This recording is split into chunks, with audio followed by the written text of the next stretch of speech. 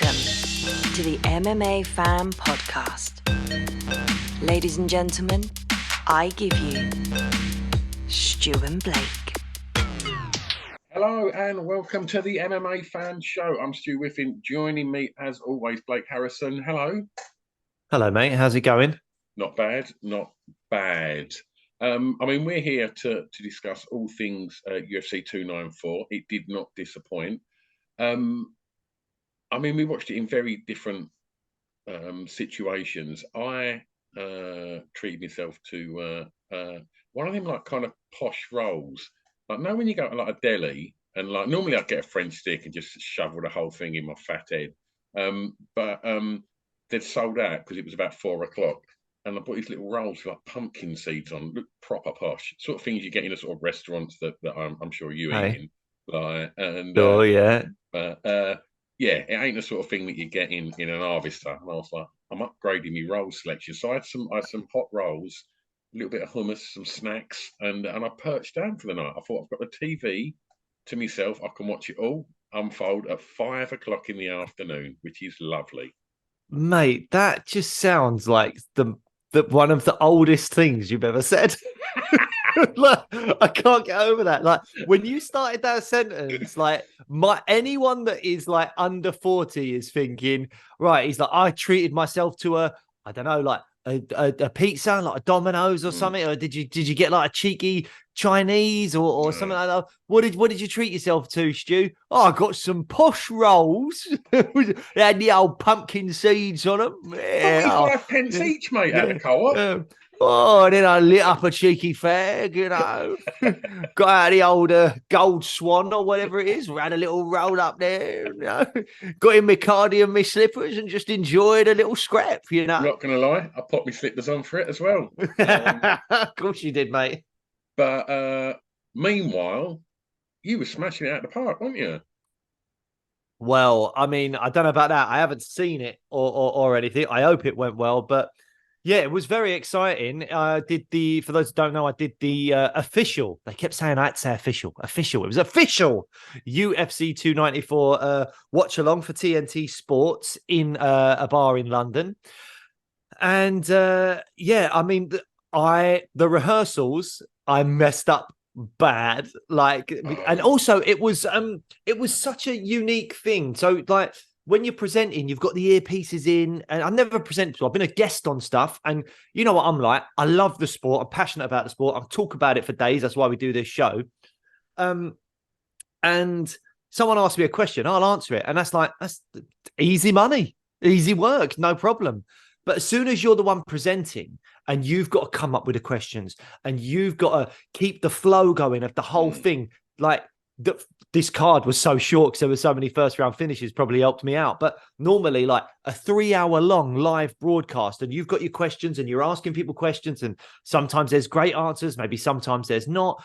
Sometimes that answer will spark off a conversation between people, or it just gets thrown back to you. And during all of that, you got someone in your ear saying like, ask them this instead, or yeah, we got to go to break now, or hurry this up a bit. Like, you've got that going on in your ear the whole time, so you're trying to like multitask, and my tiny brain can barely do one thing, let alone 2-3 things at once. Oh, well done, mate. That's fucking great. No, it was good. It was good fun. But as I say, I messed up the rehearsals bad. I think even the producer, good. Like, I can't imagine the state you would have been in after the rehearsals, knowing that you then had to do it live. Because, I'm sure that we've discussed this time, but you're a nervous Neris, aren't you, mate? I am, yeah. I'm a bit of a nervy Blake. Don't take much to fluster me. I'll be terrible in the cage. And then Blake, we're going live. I could just thought, God. Oh God! Little anus was pulsating a little bit there, but no, I think it went all right. As I say, rehearsal wasn't great, but then got into it and it was good, and we had some really great guests on. I think you can probably see some of it on the Discovery Plus app, but I don't know that you want to watch so many hours of that of us just chatting about the fights that you've already seen. But I think the plan is for them to edit it now into like a half an hour long thing that they'll put on TNT Sports. So over the next few days, at some point, there will be cut with the fights themselves, bits of our watch along, just like the highlights of it and stuff like that, So I think they'll do that. So that'll be fun. So you can watch it if you want to. It'll be on TNT Sports at some point. So check that out if you can. Because the guests were amazing. Well, yeah, we had Tom Aspinall, and he's keeping his cards close to his chest. Obviously, there's a lot of permutations of what could happen with UFC 295, but I think he knows what's coming up next. And I think he's getting Sergey Pavlovich. And either as a number one contender fight or maybe even a vacant title fight. I think it's very possible. Or maybe even if John Jones wants to kind of just sit back for a while, maybe an interim title or something like that. So I think he's fighting Pavlovich next. And I think it will be for some kind of strap. But I don't know for sure. But I think that'll be pretty amazing. So, and there's also talk of cards coming over to the UK a bit like they're setting up UFC 300, which will be, I think, either late March, early April. So they're kind of shifting some stuff around. So where we would normally get a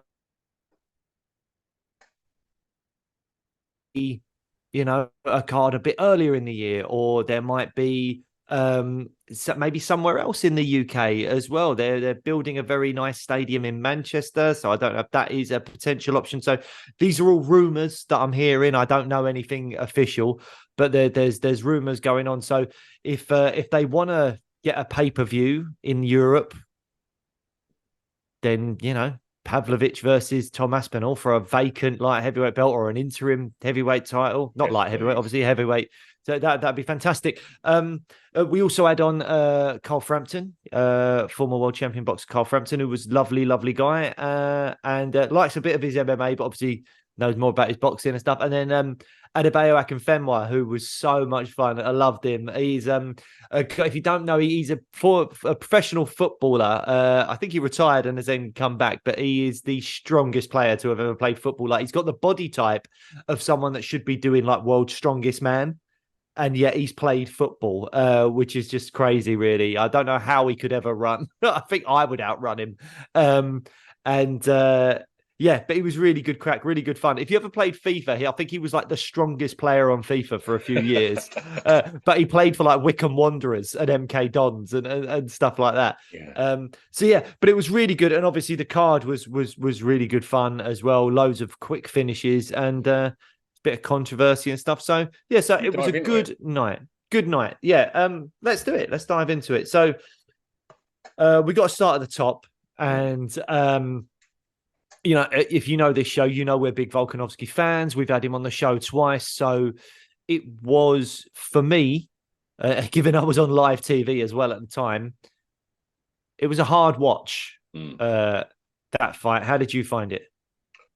Yeah, I was spoiled me rolls. Spoil your pot? No. How much were they again? 45p a roll? Oh, I might even kicked a slipper off in anger. I mean, Grandad Riffin had to pop a few Werther's originals just to get over that, didn't he? Where's my pipe? No, it was it was an hard watch. Of course it was, and fantastically gracious in defeat. And I'm sure me and you are both going to come at this from the angle of Volk, but we should also say, yes, it was on, very little notice he took this fight. But Islam Makhachev, I mean, he's up there now, right? He's got to be. I presume he's going to overtake Volk now in pound for pound. I think he has to. Gives the monkeys. He doesn't seem to give a toss about stuff like that. He was saying in an interview afterwards. He does care. Of course he does. Because he mentioned it after the first fight. Because I have to say, look, again, I'm a Volk fan, but I'm not. I'm not gonna. I feel like I can be objective enough in situations like this, and I think I said on the post episode we did after the first fight, Makhachev should now leapfrog Volk in the pound for pound rankings. That was on the line. The lightweight belt was on the line, and pound for pound number one was on the line. And I know everyone was really happy about Volk's performance and the fact that he went up in weight and all that stuff. But for me, once that happened, it seemed like, Makachev rightfully maybe should have leapfrogged him in the pound rankings. Yeah. Now, I don't think there's any question. I think that absolutely will happen. My, Go on. my concern on the Volk front, right, he's post fight. He's one of the most likable fellas, isn't he, in the UFC? Yeah. And what I like about him, is I think he even mentioned it post fight. Back yourself. I've always backed myself, and I love that confidence. That confidence, and to go, yep, I'll take this on 11 days' notice. Let's do it. And I love that about him. I hope this loss, in the fashion that it was, doesn't get into his head that much and dampen that self-belief. Because he then said, "Get me fighting in 3 months." He wants to Poirier, and Jesus, that's a big fight with somebody that is a very big hitter. And make no mistake, he's one of the goats of that division, Volk, and I just hope that he can bounce back from that. And it wasn't, my only worry is it wasn't a long fight where cardio kind of played a part in it, and he could go, do you know what, I didn't really get in the shape I needed to be in that. It was a fucking ferocious head kick and some vicious ground and pound. And so I hope it doesn't have too much of a knock on to how Volk sees himself as a fighter, because he's got a big fight coming his way. I've got a lot of thoughts on Volk. Did you watch the post-fight press conference? No. I would recommend you watch it. Volk really opened up about a few things in the post-fight press conference. He was very emotional. I'm genuinely a bit concerned for him in terms of the way he was talking about being out of camp and not having a fight booked and not training, and how that is affecting his mental health. Yeah. And he can't be sitting at home, he was saying. He can't be sitting at home. He gets in his head, all that kind of stuff, whatever. It was really quite emotional. I really recommend you go and watch it, because, I mean, look, I can't relate to the job that Volk does, but I can definitely relate to having your self-worth wrapped up in your job. And as an actor, the hardest part of being an actor is when you're not working.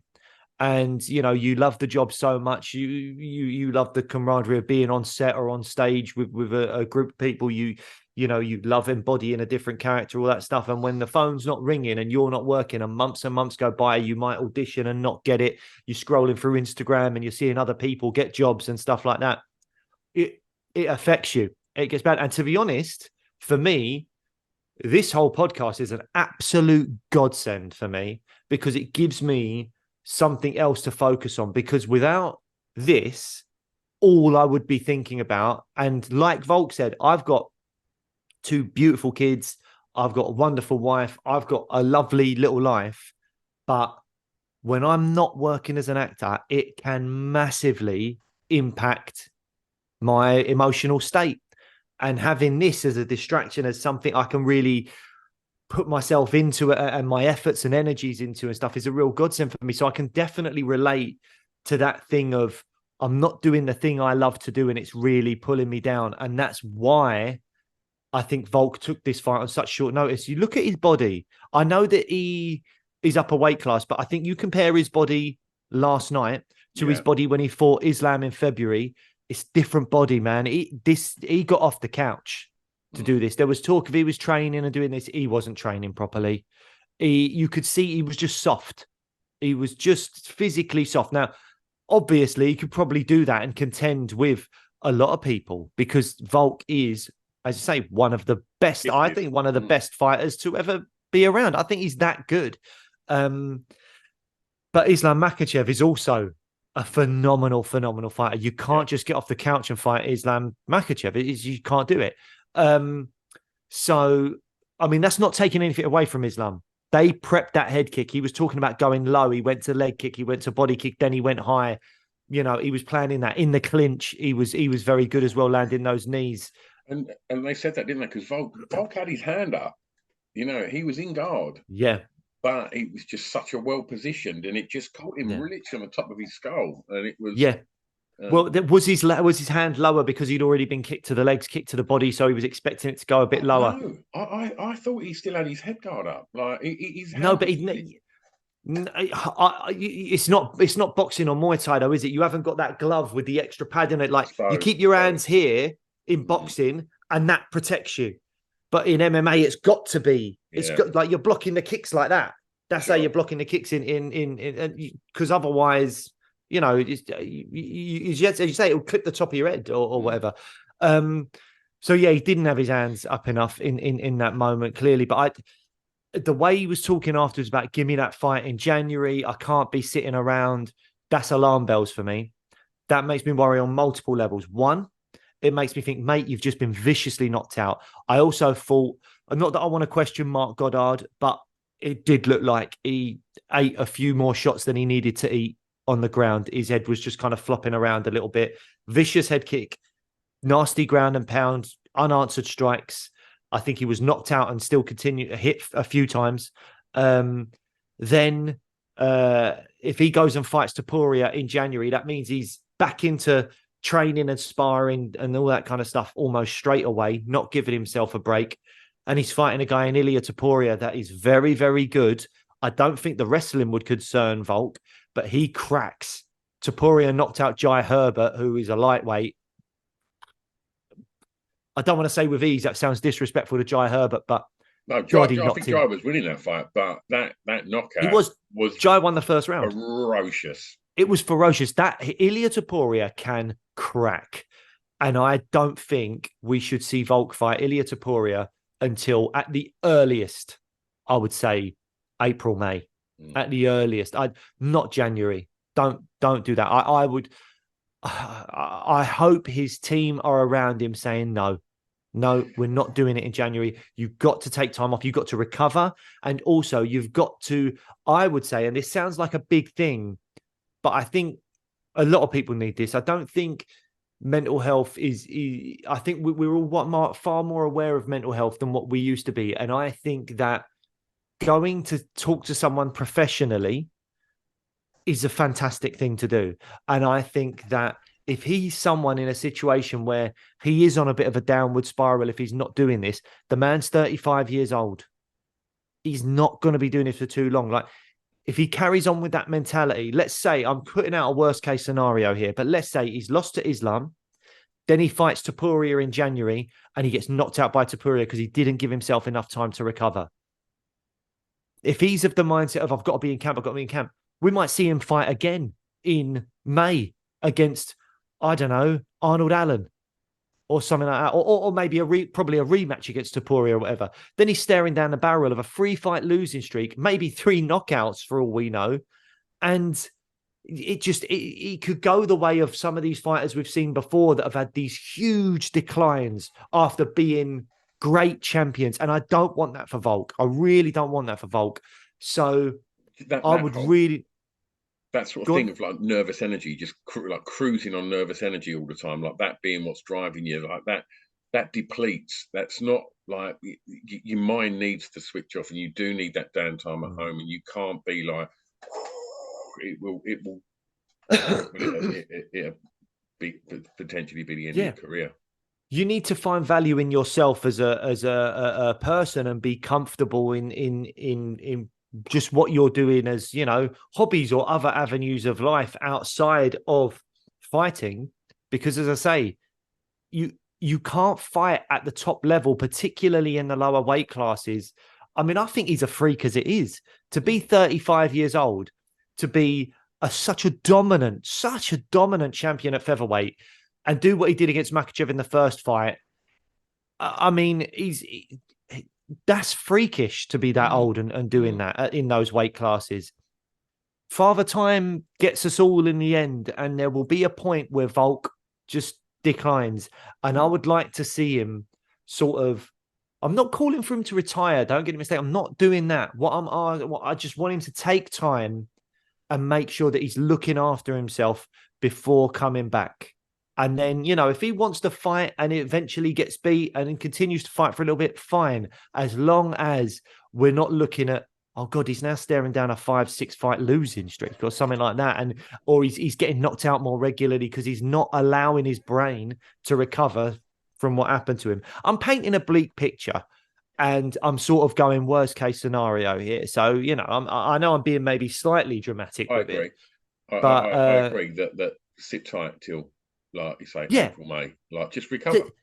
At least 6 months. Take 6 months. And also, what's hopefully going to be good for him is he's in sort of company. I know they live in technically different countries, but Adesanya came out recently and said, I ain't going to fight for a while. I'm taking a long, long, long break because I've been so active. Volk has been incredibly active. Take your time. Find something outside of the cage that brings you joy. And then when you've had a bit of distance from it, then come back to it and go, oh, yeah, I love this, and do that. That's what I would like to see for Volk, really. And I think, there's no harm in Topuria waiting. I think there's no problem with that. Make that fight in at the earliest, as I say, May. Yeah. And if for some reason the UFC aren't happy with that, they want a title fight and they need to make some kind of interim fight, then sure. I don't like the interim fight because you can't overlook Max Holloway in an interim fight. And I really, really have not really got any interest in Volk versus Holloway 4. No. I've got no interest in it. So if you make Topuria versus Holloway, you are setting yourself up for the possibility. If Topuria beats Holloway, then you're like, oh my God, Volk v Topuria is huge. So risk and reward, sure. But if Holloway beats him, then you have to make Volk Holloway 4. And I don't think anyone wants to see it. I don't think so.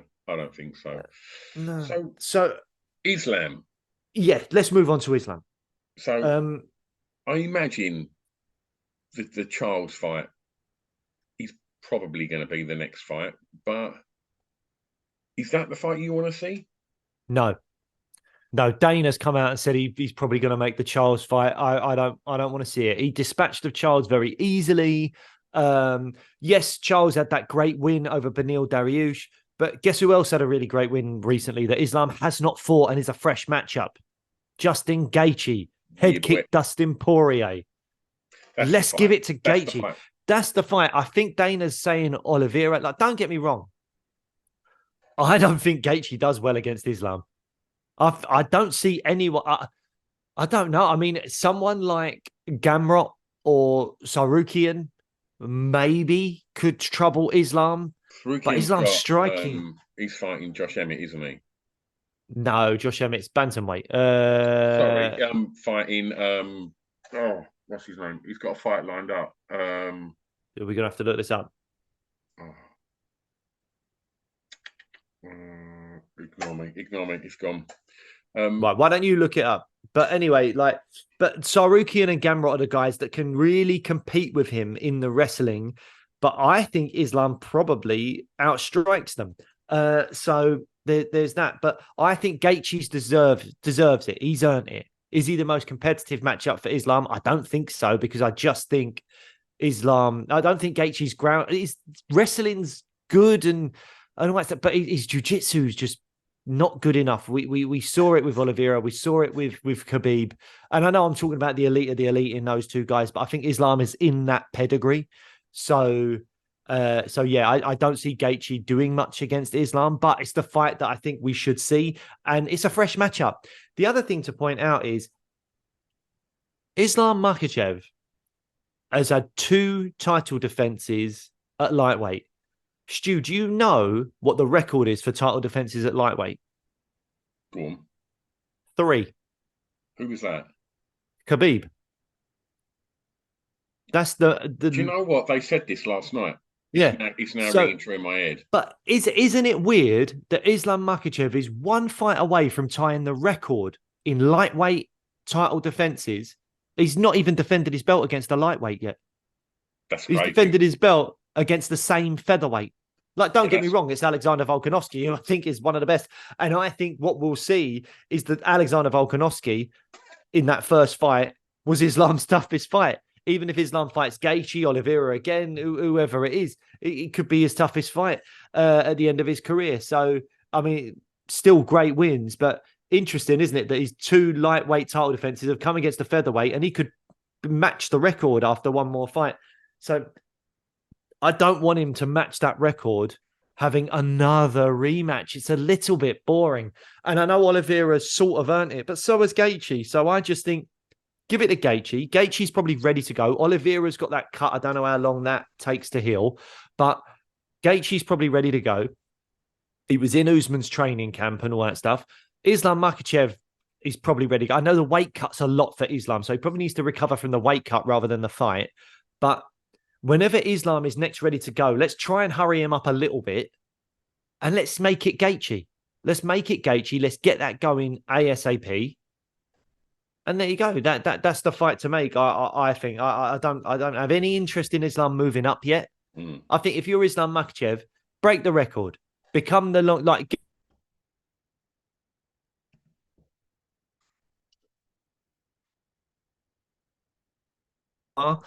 But if Islam can go out and beat Gaethje, and then can go out and beat either Oliveira again or one of these other guys like a Gamrot or someone like that, then I think you have to go, well, he has the most lightweight title defenses ever. He's got to be one of the best lightweights to have done that. So I think that really helps with that.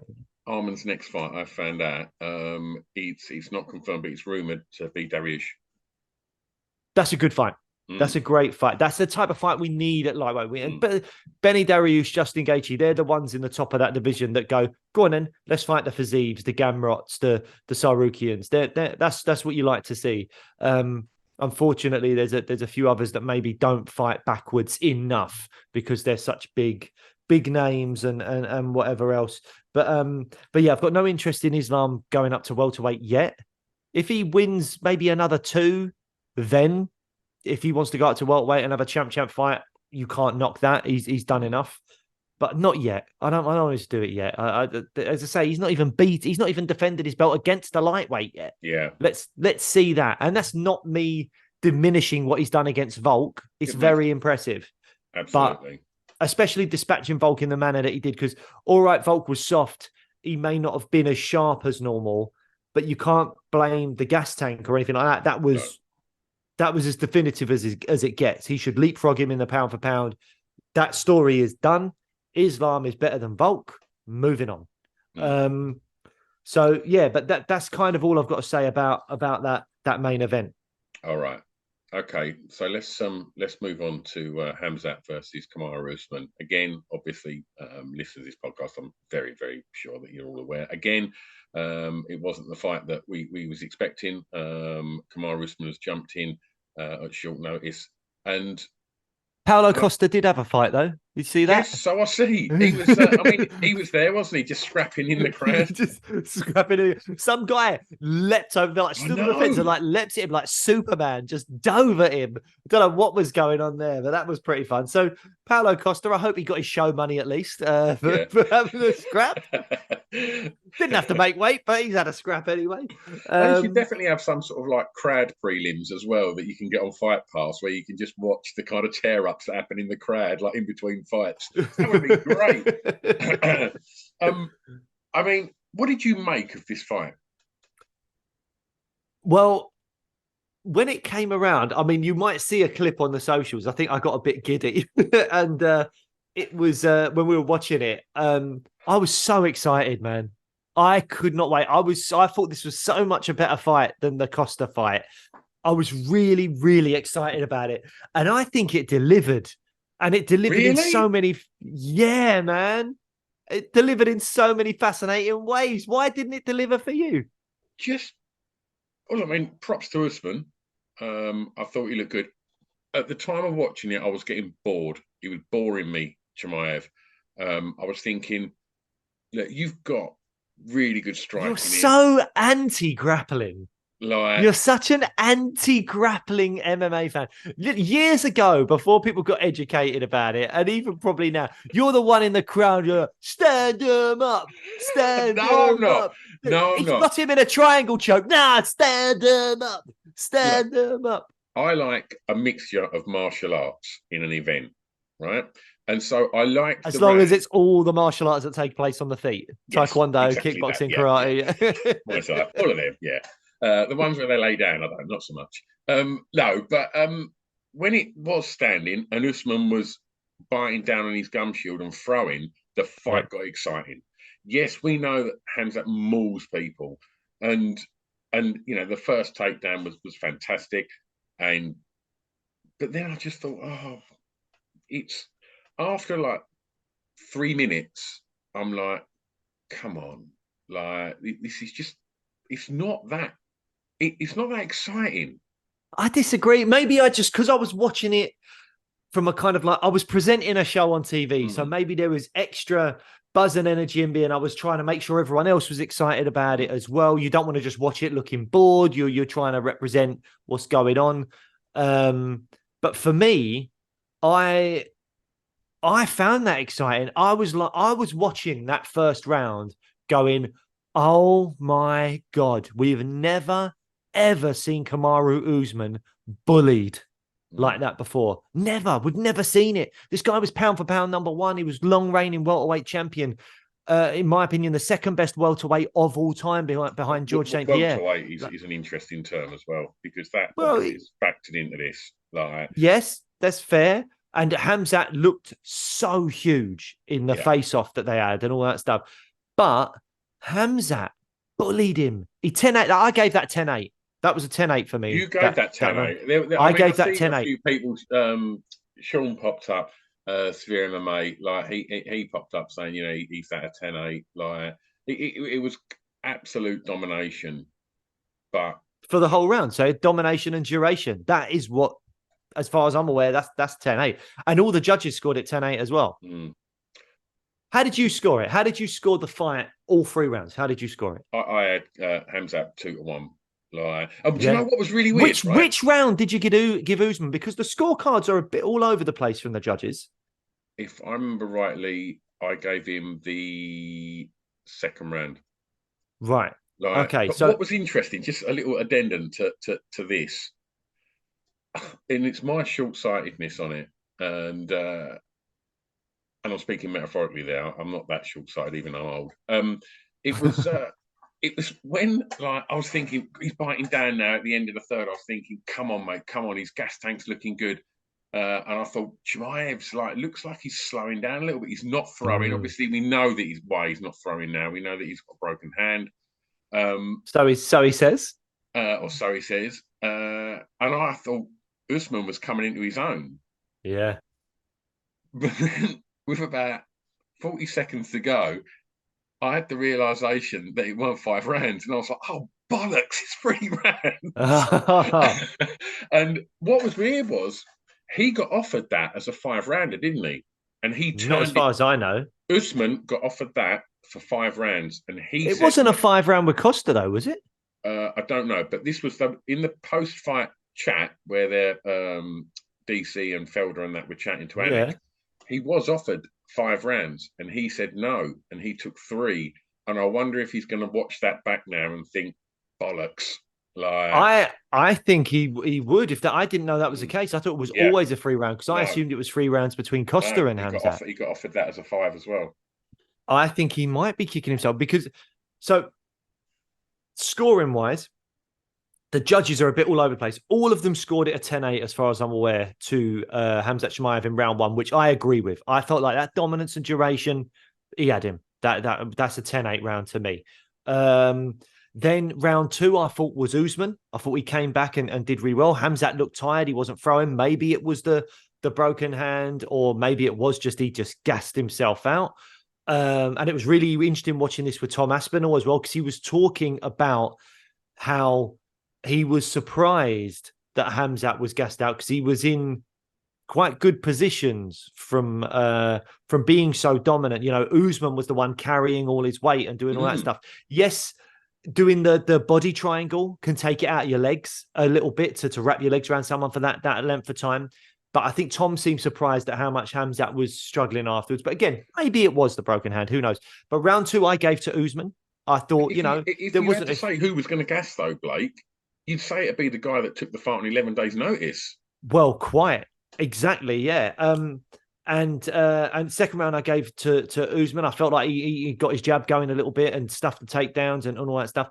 And then the third round, Usman was clearly winning until the takedown. And then I thought it got a bit murky because Hamzat did land a few ground and pound strikes. But honestly, I think there's a absolutely fine scorecard if you want to score round 3 for Usman. I thought that was a bit of a swing round and could have gone either way. So there's a very good case for a draw, in my opinion. Very good case for a draw. So, I mean, but I wasn't, I didn't have a problem with the Hamzat win. I thought round 3 could go either way. So Hamzat winning, not a problem for me. But I think you have to give props to Usman, as you say. And I have to say, I'd like to see him at middleweight again. I don't want to see him back down at welterweight. I don't think there's a huge amount for him to achieve down there. He was already a very dominant, brilliant champion down there. Is he going to get another title fight? Well, maybe. He's done the UFC a favor. If Colby Covington wins, Colby might want to get that fight back and everything. But as a fan, do I want to see Usman Covington 3? Not really. Even though both of them were very good fights. I'd like to see him at middleweight. Let's see how it goes. And let's give Usman a full training camp and a little bit of time to stack on a bit of extra muscle. And let's see how he does then. I think he could be a force up at middleweight. I think he could do really, really well. Agreed. Okay. Imagine if you had, well, I don't want to move on yet because I think we need to talk about what's going on next with these two guys. Okay. But for Usman, I think, let's say Hamzat gets the title shot next against Strickland, which is very possible. That's going to happen. Well, it depends what the break is, I suppose. If it's a bad injury. That's true. Now, I think Dricus du Plessis deserves the title shot over Hamzat. I think a win over Robert Whittaker is better than a win over Usman on 11 days' notice. 100%. You should be giving it to Dricus. But if for whatever reason they don't and they do go for Hamzat, does Dricus want to wait around? Does he need to stay active? Do you throw Usman into a fight with Dricus? Or do you throw Usman into a fight with Whittaker? Like, both of those fights, I'm up for. I want to see it. Usman Whittaker, yes, please. Never even considered that. That would be a lovely little scrap. Dricus, I think well, I don't know. I guess if Hamzat's out for a while, maybe they give Dricus the shot. I don't know. Yeah. But I mean, if you look at Dricus and you look at Strickland, I mean, I think Usman's got a good chance of beating both of them.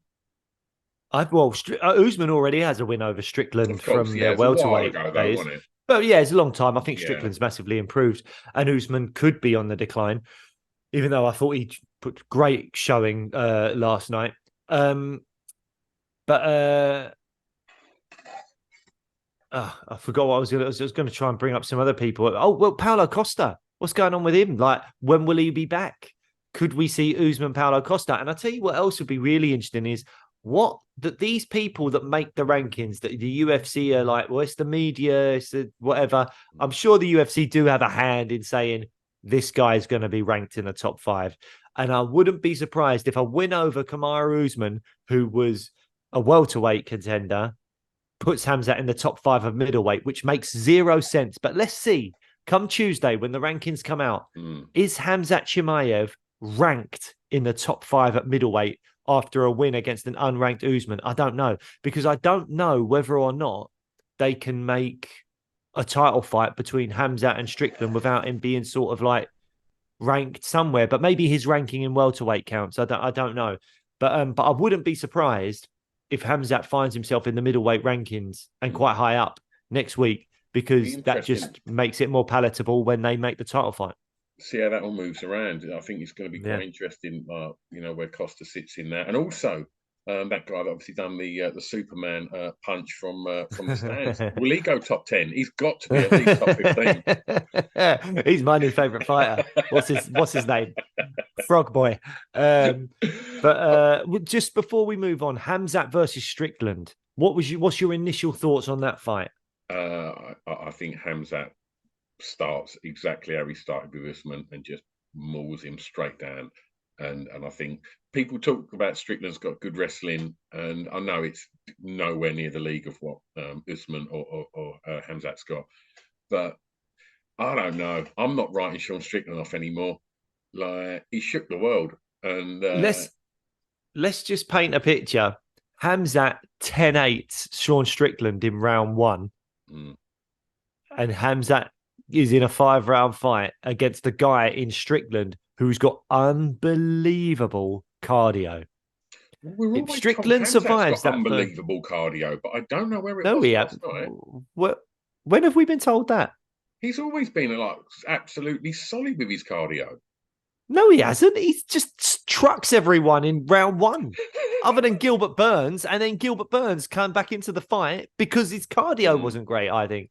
I don't think anyone's ever said, Stu Whiffen, you need to, get off those fancy rolls, mate. They're doing something to your brain. I don't think anyone's been saying Hamzat's cardio is good.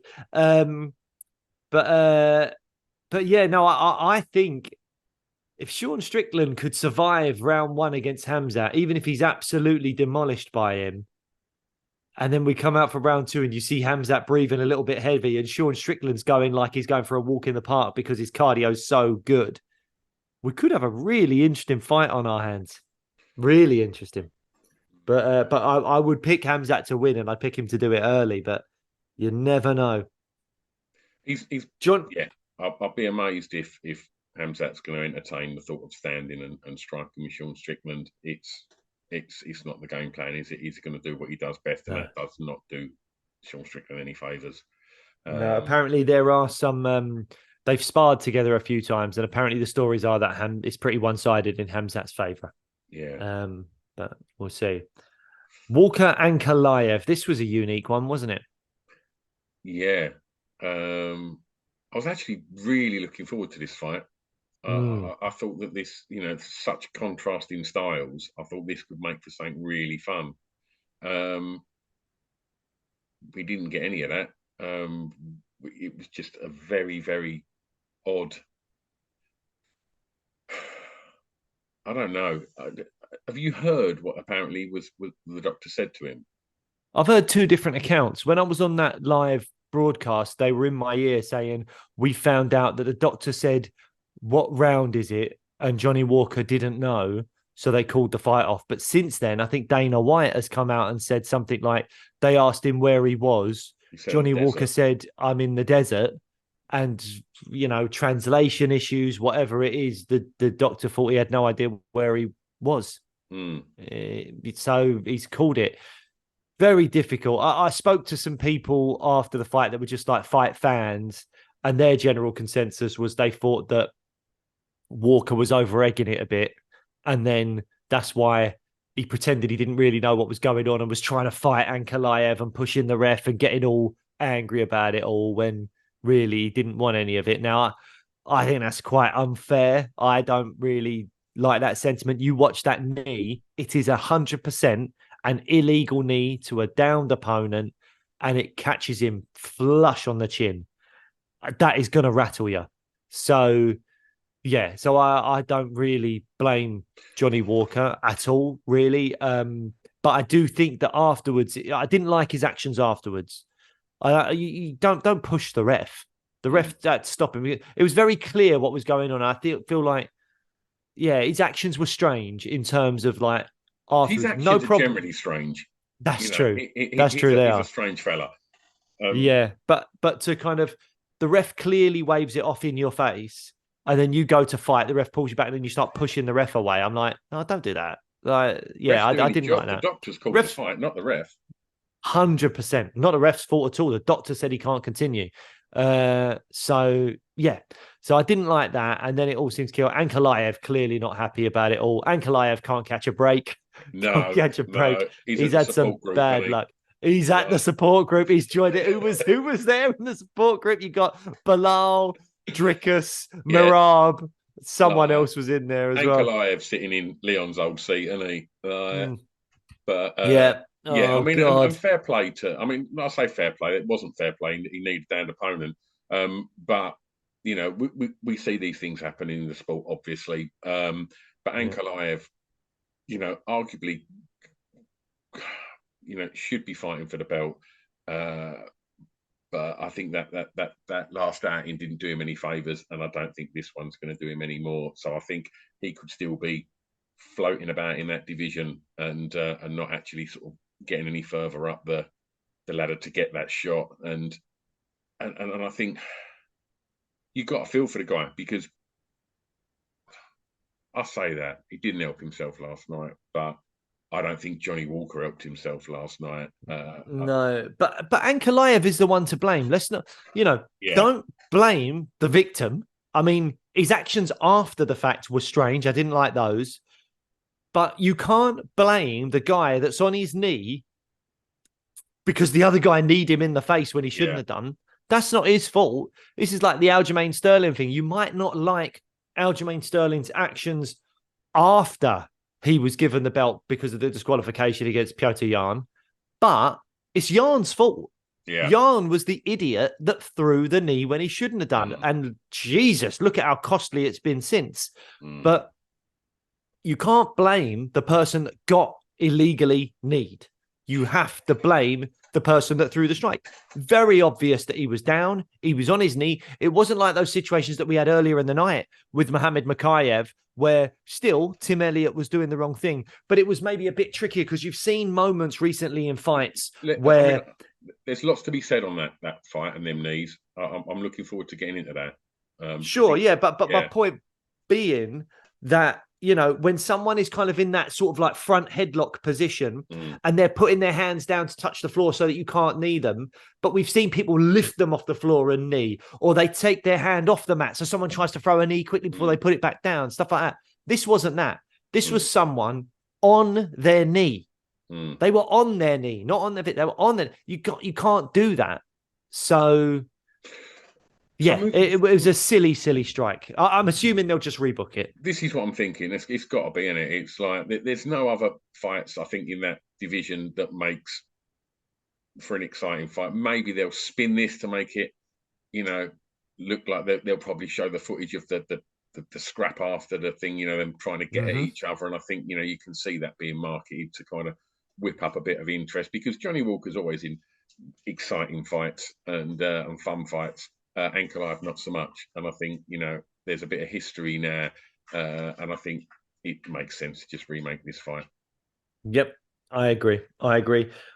One guy that had an unsurprisingly fantastic night was Ikram Aliskerov, just absolutely mauled, smashed Alvarez, hit him with a great jab. Carl Frampton was there next to me at the live thing saying, oh, this guy's got a good jab. And then the next thing you knew, Ikram Aliskerov just jabbed Warley Alves back, who really felt it, and then came in with that beautiful jumping switch knee right through the guard, just took him out.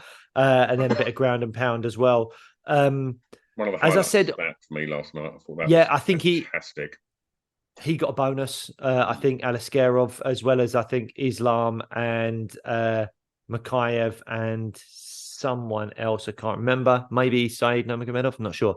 But yeah, Aliskerov looking really, really good. As I said on the preview show, he is one to watch. The UFC think very highly of him. They've tried twice to book him against ranked opponents in only his second UFC fight. They both fell through. It didn't work out. So now I think they're definitely going to do that. Dana White was asked in the press conference, are you going to struggle to get a top 10 middleweight to accept a fight against Aliskerov? He said, yes, we will struggle because he's that good, but we're going to have to try and make it happen. Who have you got any ideas of who you'd like to see Aliskerov fight? You clearly have. Well, I always have, you know me. Yeah, I mean, Jack Manson, he's in the top 10. He's not got a fight booked, and he's one of these guys that feels like he's kind of taken on that gatekeeper 100%, sort of role. 100%. Otherwise, you've got maybe the loser of a fight coming up in November between Brendan Allen and our good friend Paul Craig. Not that I want to do that's Paul Craig. I really want Paul Craig to win against Brendan Allen, obviously. But it does make sense that the loser of that fight could be open to a fight with Aliskerov. But we'll have to see. I think Jack Manson makes a lot of sense. He's not got a fight booked, and Aliskerov can probably fight straight away. So that makes a lot of sense. Yeah, absolutely. Yep. Right. Saeed Nurmagomedov was the opening fight of the main card. Did you want to talk about that? I mean, he didn't muck about, did he? Didn't muck about. I love Said Nurmagomedov, and I have to say, I'm going to toot my own horn here. As we were on the broadcast, I was talking about Said Nurmagomedov's guillotine. I was saying he goes great kicks. He's got a fantastic, nasty guillotine. Boom. Next thing you know, Guffarov straight into the guillotine. Job's done. And he was out quick.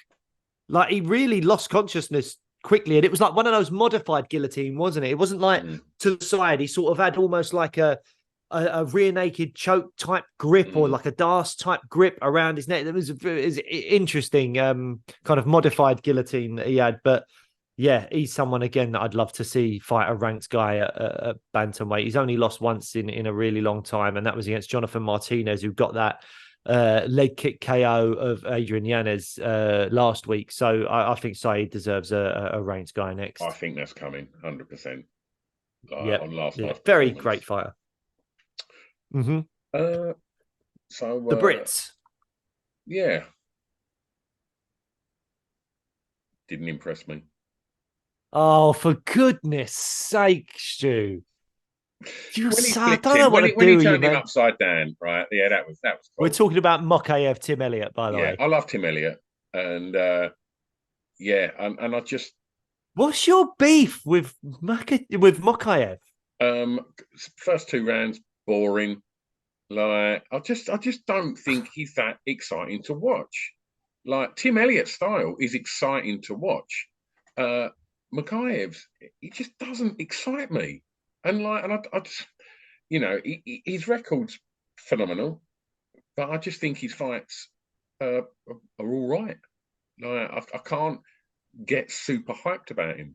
He gets them decisions and he finds himself getting out of messes really well. But is that a good thing?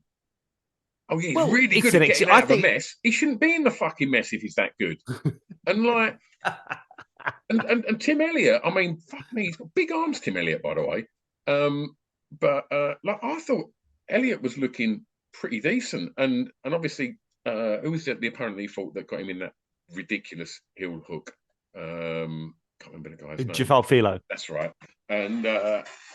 And again, yes, we're all talking about how incredible it was that his leg was bent the wrong way and he got out of it and still won. But why are you in them situations? Like, I don't know. I'm just, and it feels to me that the hype machine around him has definitely got a lot quieter, because I think, the fights aren't that exciting to watch. And the only things that are memorable are him getting out of messes. And like, don't get me wrong, last night when he picked up Elliott and turned him upside down, it was like, and the way he done it, how he slipped out and got it was fucking great. I don't know. I just can't get that excited about him. See, you've said 2 things there that, like, I think are almost like counterintuitive or whatever. Like the fact that he gets into all these messes and gets out of them. Like, he was in like a deep sort of like triangle armbar and picked Tim Elliott up and slammed him on his head. And then there was the other moments where he got illegally kneed, and then he was able to turn him over, like you said, in that 3rd round. The Jafal Filo knee bar and everything as well. But I think that him getting himself in those messes is kind of exciting. Is it good? No, it's not good for him. It's not what his corner will want. None of that stuff.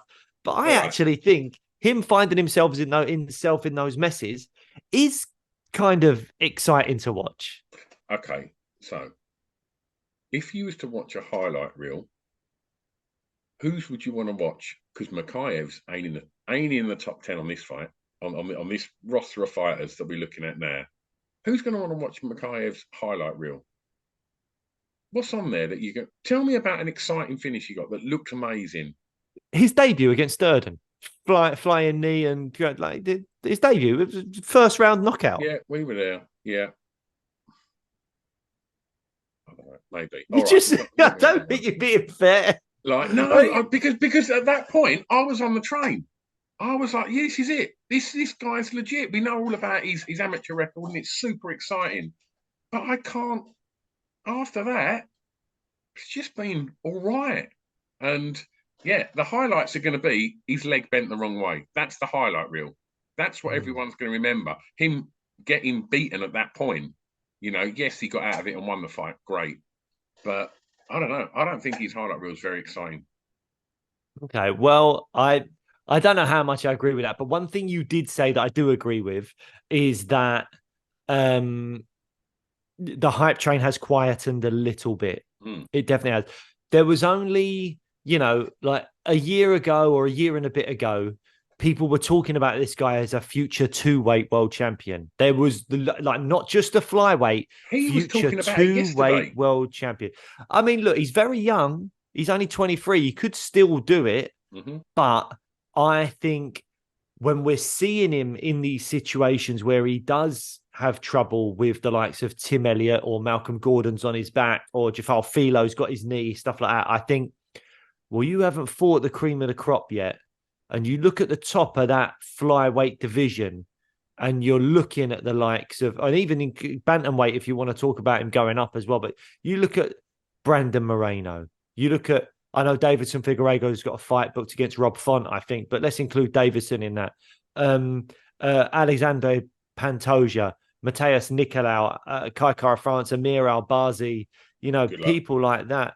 Like, I'm not saying he can't win those fights, but from what I've seen, I wouldn't favor him over the likes of Brandon Moreno or Pantoja and stuff like that. So I think, he's still got, he's only 23. He will grow and he will learn.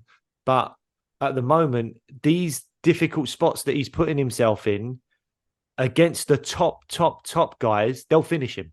Mm. They'll get that finish.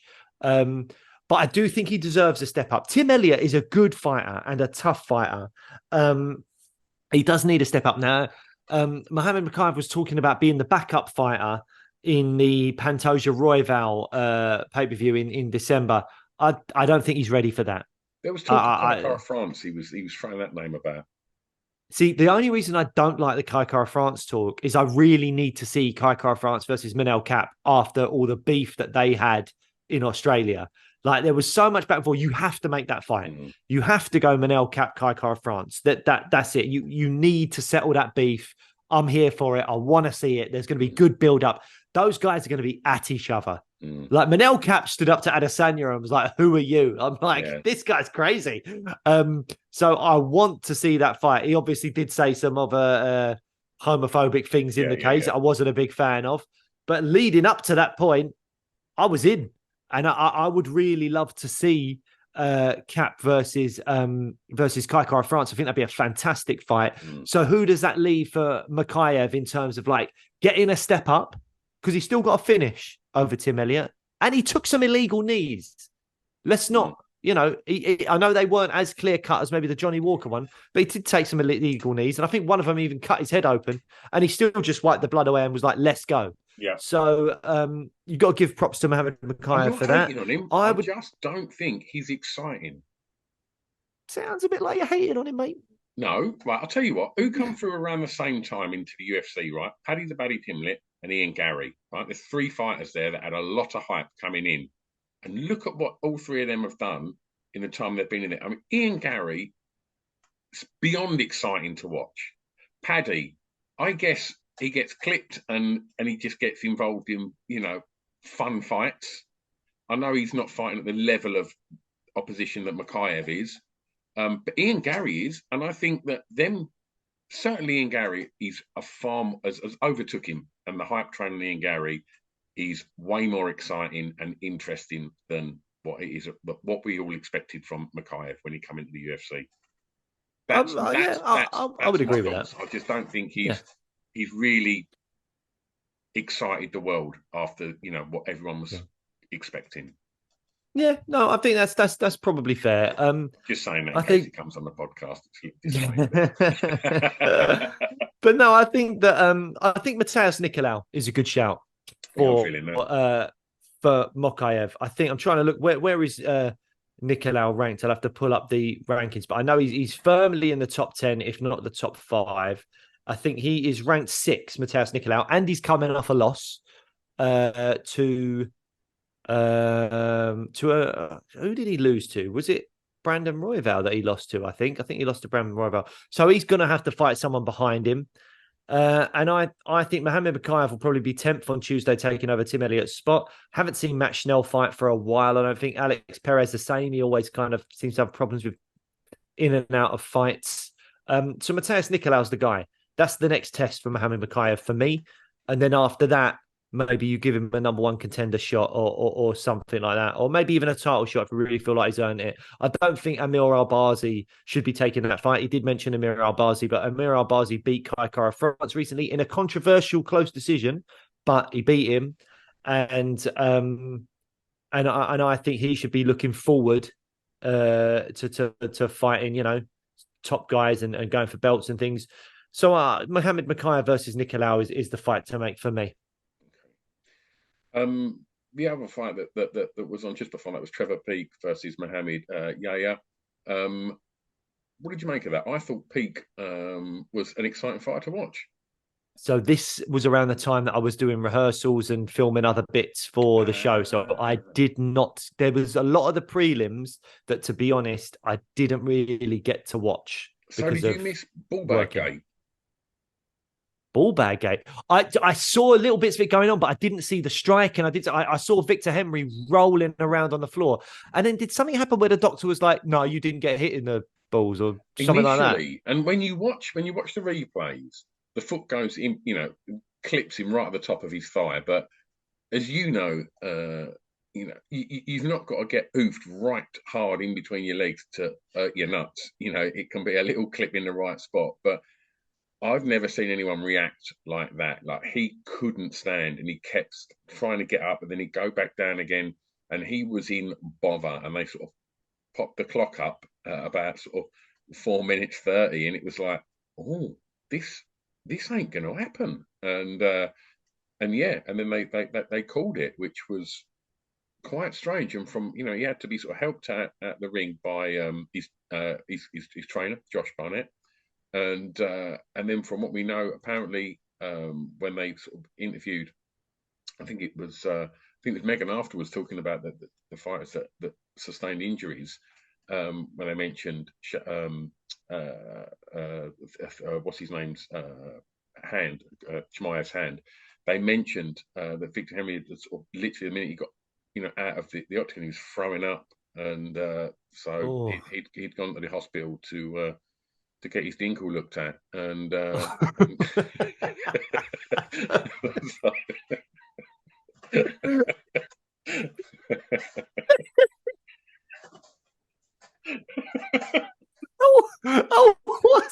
what a little playground phrase! His dinkle.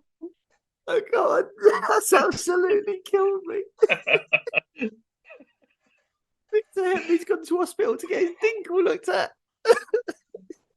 What's going on? I think we've lost our minds. Oh God, how PG! All the things that we say on this show sometimes, and you had to say dinkle. Oh, fantastic! God. Well, some prayers. Another guy. Another balls and prayers for his dinkle. Another thing, another guy that got hit in the balls a couple of times was our good friend Nathaniel Wood. Right. Now, again, this is. Go on. I've not seen this fight. And okay.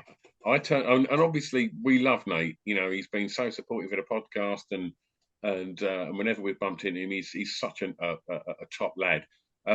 I was out and I got in and turned the prelims on. I never realised that Nate was on the Fight Pass prelims, and I tried to watch the Fight Pass prelims this morning, and Fight Pass was giving me jip, absolute jip, and I couldn't get it to play. And I know that you was kind of in the midst of your rehearsals and stuff. Yeah. So again, during the prelims is when we were sort of like going through notes. The other thing was obviously that completely threw me and was a bit of a proper learning on the job type thing is so Bobby Charlton sadly passed away yesterday. Right. And obviously because he's such a sporting legend, we were like an hour and a half or 2 hours from going on. And the producer comes to me and goes, right, we need to change everything because at the top of the show, we need to obviously reference Bobby Charlton and put up a little kind of like obit kind of a screen thing with Sir Bobby Charlton on it. So I had to learn all about that as well. So and do that, and obviously rightfully so, because he's a British sporting Absolutely. legend. And yeah, so basically there was a lot going on, and Nate's fight was sort of going on the TV out the corner of my eye. So all I saw from the Nate fight, and again I'd have to rewatch it to have a proper indication of it, is he got hit twice, low blow with knees.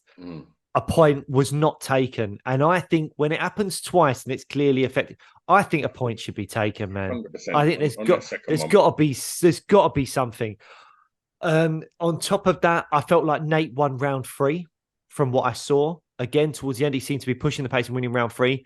But again, without watching the whole of the fight, round 1 and 2 did look like Naimov took it, maybe with a bit stronger grappling and stuff. But again, I might be wrong about that, because I did see Nate sort of drop him against the fence, but it was after he'd already been rocked as well. Yeah.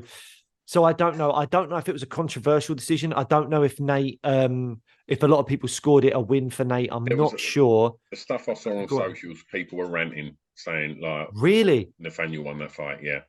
Really? Well, that's interesting. I need to go back and rewatch it and watch it properly.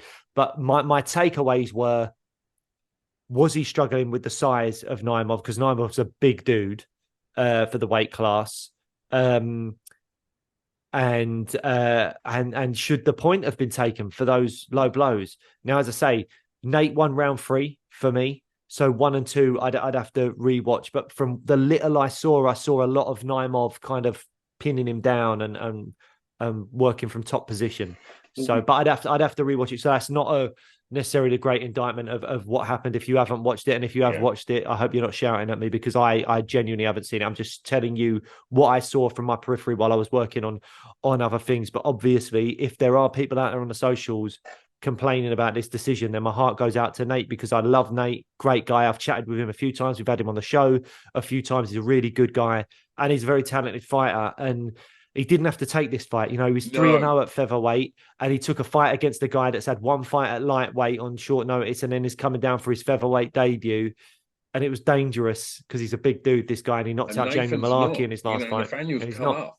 Like, that's the thing. Like, we've had these conversations that you do think, how's Nate going to get on when he starts fighting the bigger people in that division? And like you say, if that fella's just dropped down, he's a big boy. And it's a shame, because, you know, so far Nathaniel's been on a tear at 145, and I'm sure, you know, he's got a great team around him and a great gym. So I'm looking forward to seeing what's next for him, and because he's never in a boring fight. Yeah, and also, I mean, I know that the heroes of the short notice were Volkanovski and Usman, and rightfully so. But Nate did take his fight on relatively short notice as well. I don't know if it was put together on short notice, or if Nate replaced on short notice. But Nate only had like 3 or 4 weeks or whatever it was to prepare for this fight against a dangerous opponent in Abu Dhabi as well. Yeah. So you're hoping that the UFC go, we respect that you're just taking fights from anyone. Let's give you a fight, probably against an unranked guy, because you're coming off a loss. But we thought you did really well in that last fight. There's extenuating circumstances with either the judging or the low blows and all that kind of stuff. So let's give you a decent fight with an unranked opponent, and then if you win that fight, you can go against a ranked guy after that. Maybe that's what we should be doing, because as you say, Nate, there's not a lot of finishes in Nate's recent fights, but he always puts on good scraps. You know, he's a guy that goes to decision a lot, but they're never boring decisions. He always puts on really good fights. He gets clipped, but he clips them. He mixes in takedowns as well with striking. He's a good boxer. So, yeah, Nate's always a really entertaining fighter. So I hope the UFC give him a bit of credit for that, give him a decent match, and then maybe if he wins that, push him forward a bit. Absolutely. The other fight I think we should mention is he's the Bullet, and who got the 3-round win over Bruno Silva. Right. Did you get to see this fight? I didn't get to see it. All I heard was Dana talking about him and saying he's really good, but I can't believe a Dagestani has got no takedown defense. So that's all I've seen on it. Considering the hype, and obviously he's 12-0. It didn't look super exciting. I thought the fight was quite average, and it probably wasn't the statement that he wanted. What are you laughing because of your track record, we're saying it wasn't exciting. It makes me think it was actually a brilliant fight. It just wasn't for Stu Whiffen. No. Like, I'll tell you what, listeners. Let us know. Let us know if you thought that fight was underwhelming, because the guy looks terrifying. He looks absolutely terrifying. I'll tell you who looked terrifying. Before they started, Chimaev, when he was on his knees and he looked up and you could just see like the whites of his eyes, he looked like a dog about to just tear into someone. Well, he was, but he looked terrifying. The start of the co-main event is just one of the favorite starts to a fight I've ever seen. Like, when I say start, I mean before the fight's even started. Yeah. Like, Chimaev looked like a supervillain. He looked so evil. I feel like it's the stuff of nightmares. Looking at that man, that so huge frame, just crouched over with his head down, but his eyes looking up at you in this like really menacing way. And then you looked over at Usman, who was also crouched down, but he was just like, I'm so ready. Let's go. He was just nonplussed by the whole thing. He was just loose and just going for it. I was like, this is the best opening to like before a fight's even begun that I have seen in a long time. I absolutely loved it. Yeah, totally. Okay. Well, look, I mean, is that all she wrote for this episode? I'm trying to think. I think it is. We can touch on the bonuses again. I know we threw a few out. Performance of the night went to Islam. The other performance went to Ikram, which we definitely agree with that one. And you're right, Nurmagomedov got the other one. Performance of the night, Makayev.